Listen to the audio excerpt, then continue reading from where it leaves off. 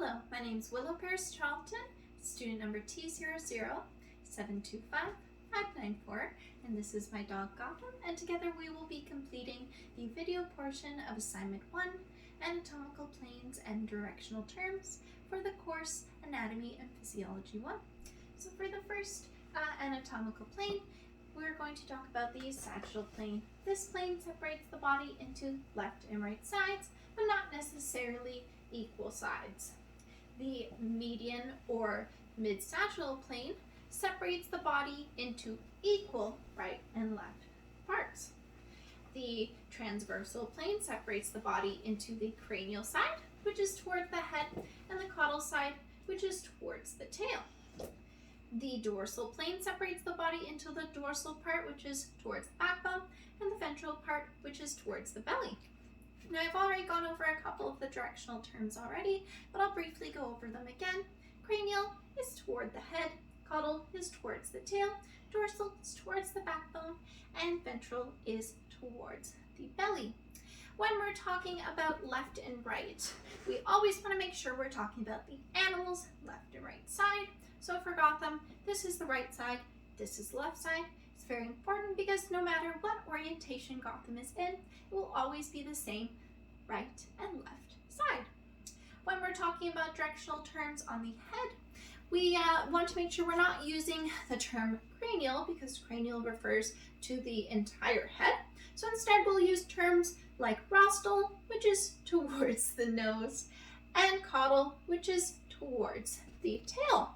For appendages, we use proximal, which is towards the body, and distal, which is away from the body.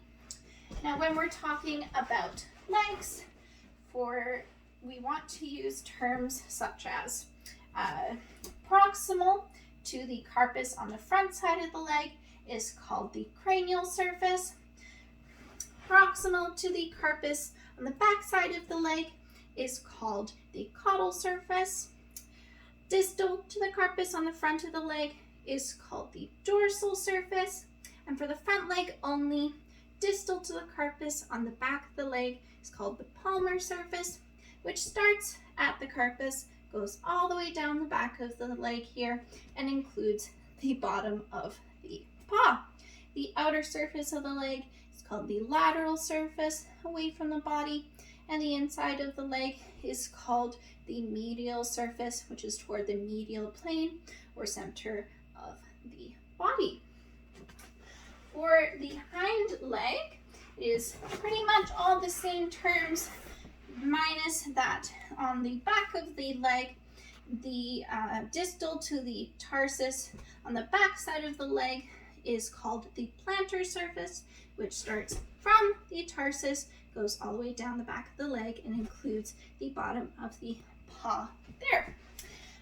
For the terms deep and superficial, deep means towards the center of the body, superficial means towards the surface of the body. When we're talking about joints, when we close the angle of the joint like this, acutely, we are flexing the joint.